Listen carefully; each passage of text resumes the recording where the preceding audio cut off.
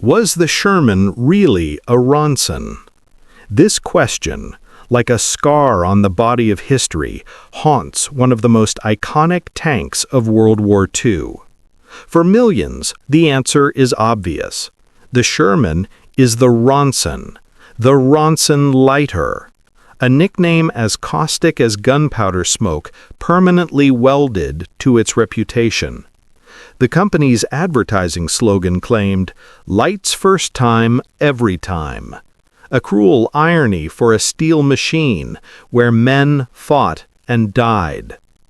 The image of the Sherman as a fiery death trap, a steel coffin on tracks, has migrated from memoirs to Hollywood films, solidifying into an indisputable truth. But what if this truth is only part of the story? What if behind this derogatory nickname lies one of the astonishing tales of engineering triumph and the saving of human lives? Today, we begin our documentary investigation. We will cast aside the well-worn cliches and dive deep into dry reports, blueprints, and combat statistics. Prepare yourselves, because the surprising truth about the most controversial tank of World War II may completely overturn everything you thought you knew. So, the myth of the Ronson Lighter. Let's break it down. The nickname, as we know it, was derogatory, supposedly born from the Sherman's tendency to burst into flames from any enemy hit. The inspiration was the famous advertising slogan, "Lights first time, every time." But here is the first startling fact you see on the screen. That slogan was never actually used during the war. It only became popular in the 1950s. Ronson's actual wartime slogan was entirely different. "Press, it's lit. Release, it's out." Not quite as catchy, is it? However, a myth is never born from nothing. And to be fair, it was based on a very real and deadly problem with early Sherman models. Yet research shows the nickname itself only became popular after the war, largely through books and memoirs, not in the trenches of Normandy. The year is 1942, North Africa. A new American tank appears on the battlefield, the M4 Sherman. And at first, it performs superbly. It's faster, more reliable, and better armed than the early German Panzer III and IV models. It has a spacious crew compartment, which the crews appreciated. It seemed to be a winning design. But it had a critical vulnerability, an Achilles heel, hidden within its very design. Look at this diagram. The engineers, striving to maximize crew space, placed most of the ammunition, up to 100 rounds of 75mm shells, in the side sponsons, right above the tracks, directly behind thin side armor measuring only 38 to 51 millimeters. Imagine dozens of shells, each containing over 2 kilograms of propellant, separated from the enemy by just a thin sheet of steel. German anti-tank guns could easily penetrate this armor. Any successful hit to the side almost guaranteed that these ammunition racks would become the source of an instant catastrophe. The crews knew this. They called their tank the Tommy Cooker. And yes, later the Ronson legend would be born. The problem was real, and it was deadly. And now for the numbers, and they are truly horrifying. According to U.S. military operational research, the probability of fire in early Sherman models after armor penetration was between 60 and 80%. Let me repeat that. 60 to 80%. That means that for every 5 tanks knocked out, 4 of them would erupt in flames like a torch. The primary cause was the detonation of ammunition in those vulnerable side sponsons. This was compounded by gasoline engines in many early models and overall inadequate protection around the ammunition storage. The consequences for the crew were catastrophic. Fire and superheated gases would instantly fill the fighting compartment, leaving the tankers mere seconds to escape through the hatches. Side hits were especially devastating because they almost guaranteed a direct hit on the ammunition. The fire risk was extremely high. And it was upon these grim statistics that the myth of the Sherman was built. And since we are on the topic of the myth, let's dig deeper into the origin of the nickname itself. As we have already established, the famous slogan, "Lights first time, every time," only appeared after the war, in the 1950s. This fact alone calls the entire origin story into question. Furthermore, a thorough examination of wartime documents, soldier diaries, and letters reveals no mention of the nickname Ronson during combat operations. Nowhere. It is simply absent from the records of the era. So where did it come from? The most likely theory is that the nickname emerged after the war, popularized by historians and memoirists searching for a vivid way to describe the very real problem of the early Shermans. There is also a theory that confusion arose from a flamethrower variant of the Sherman, which was in fact nicknamed Ronson. But the main conclusion is undeniable. The soldiers in Normandy were not calling their tank a Ronson. This label was applied later.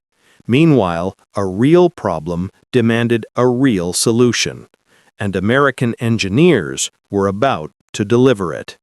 Early 1944. As Allied forces prepare for the greatest amphibious invasion in history, the D-Day landings, a quiet revolution is taking place in American design bureaus.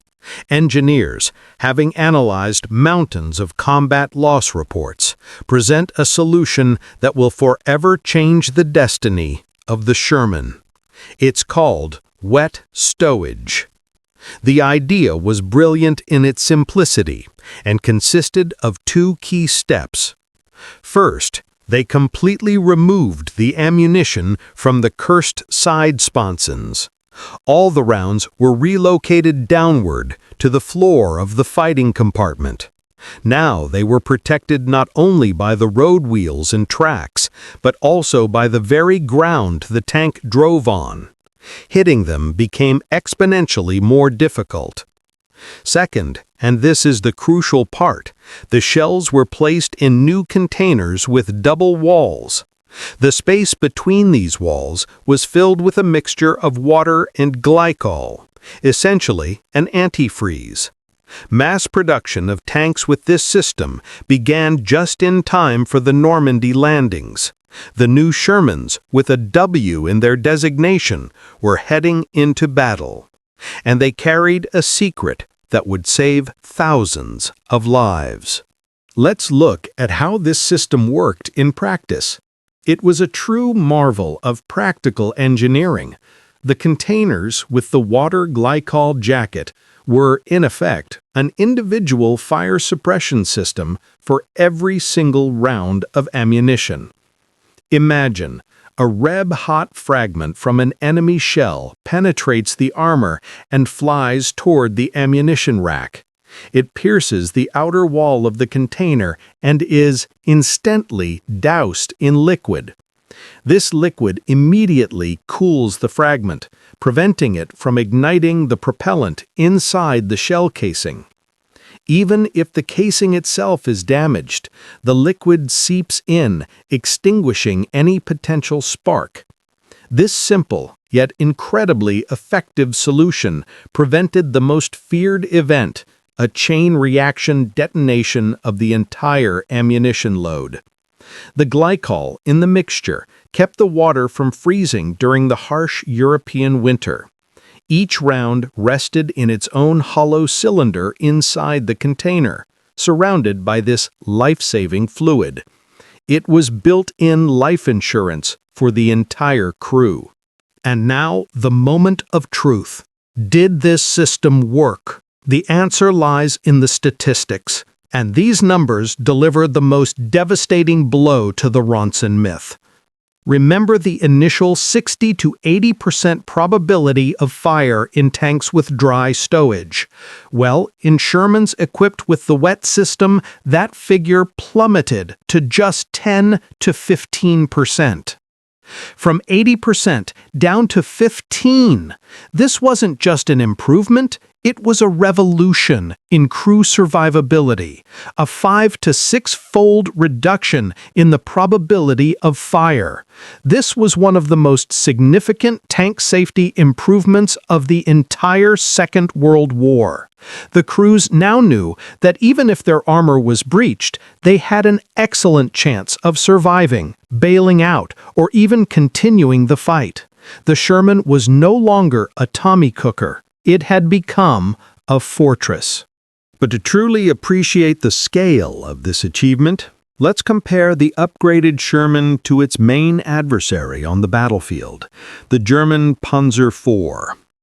The Panzer IV was the workhorse of the Panzerwaffe, reliable and produced in large numbers, but it suffered from the same problem as the early Shermans, vulnerable ammunition storage. And its probability of catching fire after a penetration was around 80%. And here's the key point. That figure remained unchanged throughout the entire war. German engineers, who created the formidable Tigers and Panthers, never managed to develop an equally effective solution for their most numerous tank. Think about that.